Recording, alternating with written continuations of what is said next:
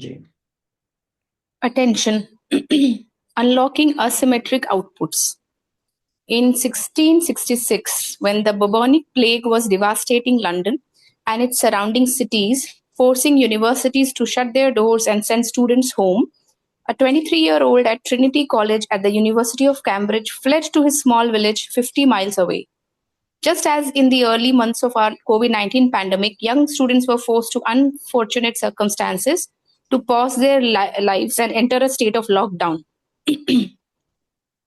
But rather than wallow away while in isolation, this particular bright young man ran with the forced constraint and spent the year in a perpetual state of creative and intellectual flow. Any guesses who this guy is? Anyways, we'll get to know in the next para. Despite the absence of formal educational requirements, he immersed himself in his books, studies, and experiments, pursuing his curiosities with intense focus and fervor. During the single year of his confinement, the young student made groundbreaking discoveries in fields across science and mathematics, among them, developing the initial principles of calculus, formulating the law of universal gravitation. Is it clicking now? Who this guy is? Defining the three fundamental laws of motion, laying the foundation for the understanding of the behavior of light, designing a reflective telescope. The young student was Isaac Newton, and 1666 became known as his Annus Mirabilis, Latin for miracle year, a nod to the breadth and depth of his output over such a short period. In a single year, he had produced the output of several incredible lifetimes. Attention is defined as the state or act of applying the mind to something. This application of mental energy is how we create progress. तो यहाँ पे ये important line है, सभी इस पर ध्यान देंगे. Attention is defined as the state or act of applying the mind to something. अपने हम मन बुद्धि को कहाँ पर लगा रहे हैं, कितनी देर के लिए लगा रहे हैं, वो अटेंशन है, अटेंशन डायरेक्शन. एंड जैसा कि उन्होंने 66 के लिए कहा, 1666 के लिए मिरेकल ईयर. हम सबका मिरेकल ईयर कौन सा था? 2020. कोविड के टाइम था. Yes. Your choice of how and when to deploy your limited attention determines the quality of your outcomes. The climactic final scene in Pixar's classic animated film, Toy Story, offers a usual analogy to bring this to life. The two protagonists, Woody and Buzz Lightyear, are attempting to light a small rocket to propel them back to safety, but their match flames out. Woody looks up at the sun and has an idea. He grabs Buzz and angles his glass helmet towards the sky, creating a makeshift magnifying glass, and directs the concentrated beam of the sun's energy onto the fuse of the rocket. It bursts into flame, and the two are successfully launched toward a happy ending to the epic adventure. Interesting. Toy story देखी है किसी ने? Not yet but seems very interesting. हाँ नहीं, अगर आपने किसी ने देखी है? हाँ, क्योंकि my kid was watching, so I saw. तो उसका लास्ट का मैंने इनफैक्ट 4-5 मिनट्स का had shared in the group also. वही सीन, एग्जैक्टली जो सीन वो मेंशन कर रहे हैं यहाँ पे, I had shared clip. While the movie might have been intended for children, the underlying insight is important. The focused, concentrated energy of the sun through the helmet magnifying glass was significantly more powerful than its scattered, unconcentrated energy. अच्छा, recently share किया था आपने? हाँ, ये वाला देखा था. हाँ. Yes, yes. मेरे से मिस हो गया, मतलब मेरा अटेंशन डेफिसिट हो गया.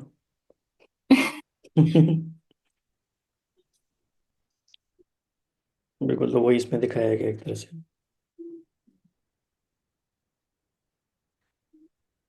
The same insight applies to your attention.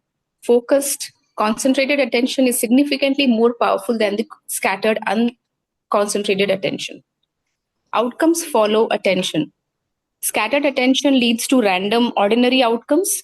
Concentrated attention leads to focused, extraordinary outcomes. We see a perfect example in the story of a young Isaac Newton. Deep, intense, deliberate attention deployed in a short, unique window of time.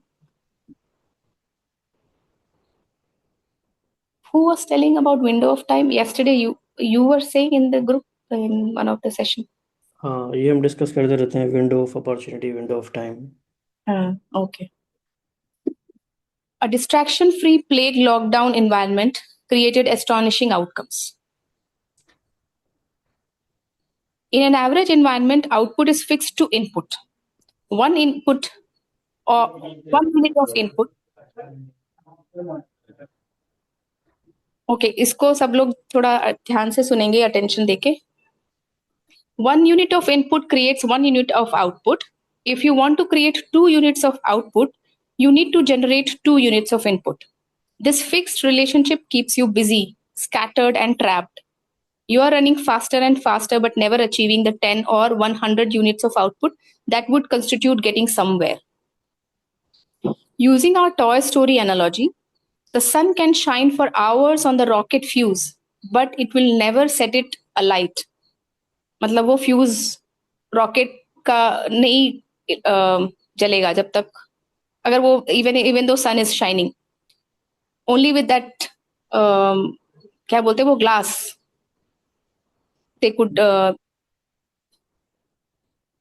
Make it more, जो हम वो क्या बोलते हैं उसको, looking glass, what is that called? Magnifying glass. Getting the word, हाँ, magnifying glass. वो paper जलाने वाला वही बोल रहे हो आप? हाँ हाँ वो Yes. Correct. The fixed relationship of the unit of input from the sun and the corresponding unit of output of heat on the fuse is insufficient to create the desired end state. The magnifying glass changes the game. It concentrates the energy from the sun, so the single unit of input creates 100 units of output of heat on the fuse. The fixed relationship is broken to unlock asymmetric output and achieve the desired end state, that is the lit fuse. तो थोड़ा discuss कर लेते हैं. और तो अभी तक जो हम सबने पढ़ा, तो सभी को क्या लग रहा है कि हमारे पास कौन से मैग्नीफाइंग ग्लास ऐसे हैं, और हमारे हम जो कर रहे हैं वो फिक्स्ड रिलेशनशिप है, या वो हमने ब्रेक किया है? जितना कर रहे हैं, जितना इनपुट है उतना ही आउटपुट लाइफ में आ रहा है, या कभी कभी हमने एक्सपीरियंस किया है कि इनपुट थोड़ा सा ही था पर आउटपुट बहुत ज़्यादा आया? कोई एग्जांपल ऐसा है? एसिमेट्रिक.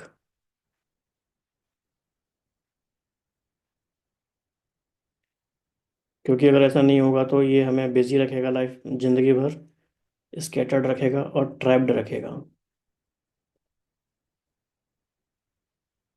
तो जैसे आपका पोमो का एग्जांपल रहता है कि हम काम पूरा दिन स्कैटर्ड फोकस से करते हैं तो शायद एक ही काम को करने में 2-3 घंटे लग जाए, लेकिन अगर हम फोकस करके करते हैं तो 25 मिनट में भी कंप्लीट हो जाता है. राइट. ये आई थिंक चैप्टर ये इतना इम्पोर्टेंट है कि बहुत सारी बातों के हमारे आंसर इससे मिल सकते हैं. मतलब अवेयरनेस भले में थोड़ी बहुत थी पहले जो भी थी, लेकिन वो कंसोलिडेट हो सकती है और काम में आ सकती है. जी. इवन जो इसके पहले वाले चैप्टर में हमने समझा द रेड क्वीन इफेक्ट, कि बस भाग रहे to sustain and be in the same hmm. Level, या फिर हम वो 1 unit ऑफ इनपुट से 100 units ऑफ आउटपुट क्रिएट कर पा रहे हैं, वो अटेंशन की जरूरत है.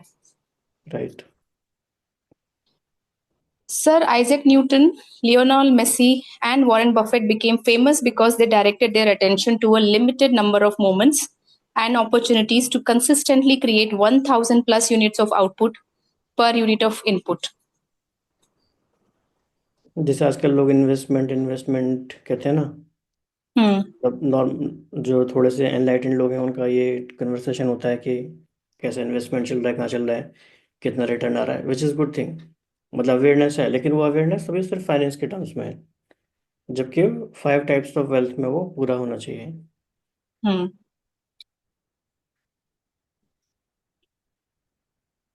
In the context of your life, अच्छा ये डायग्राम को आपको कुछ बताना है? हाँ, इसमें आप एक्सप्लेन कर सकते हो, बड़ा अच्छा डायग्राम है ये।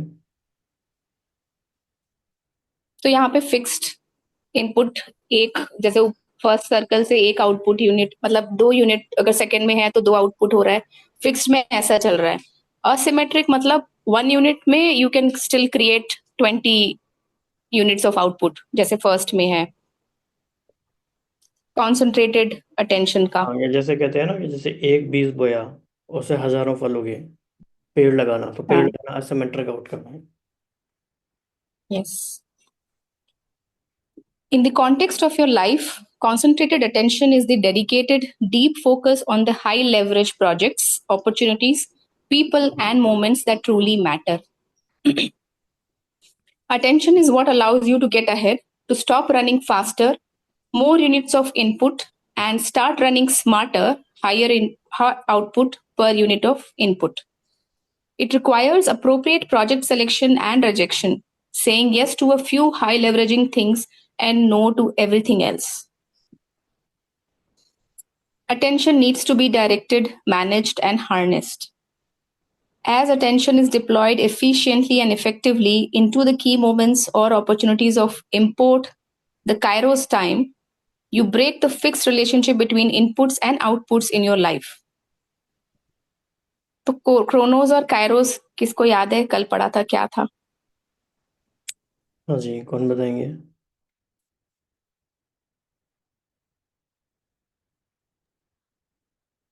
क्रोनोस में equal quantitative part of time और काइरोस में फ्लक्चुएटिव पार्ट ऑफ टाइम। और एक और कोई डिफरेंस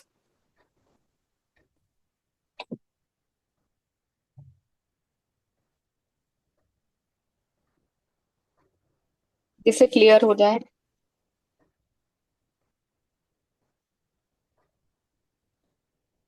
क्वालिटी पर भी था क्या? क्वालिटी और मास वेट ऐसा था ना, टेक्सचर।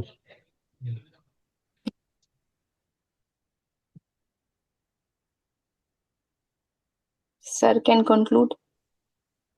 मीन्स वही लो इम्पैक्ट हाई इम्पैक्ट कह सकते हैं। जैसे ज़्यादा वेटी वर्ड उन्होंने यूज़ किया था, हम्म। हाई लेवरेज वाला टर्म हम यूज़ कर सकते हैं इसमें।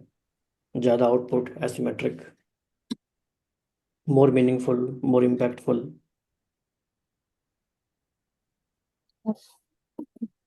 एनी अदर वर्ड आपके मन में कोई और है? नहीं। You put in the same input but generate significantly more output. The same amount of effort yields dramatically improved results. With this fundamental shift, time morphs from a fixed asset that you must take to a dynamic asset that you can make.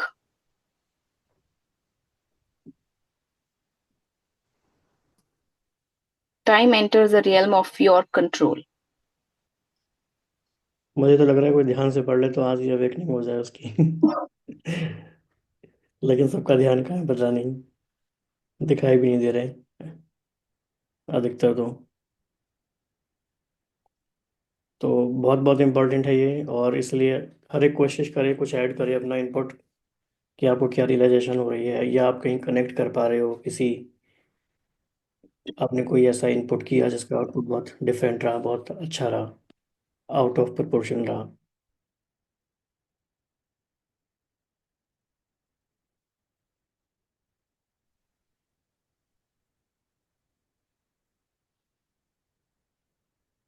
किसी और का example बता दीजिए, अपना नहीं याद आ रहा तो किसी को, किसी और का एग्जांपल बता सकते हैं कोई?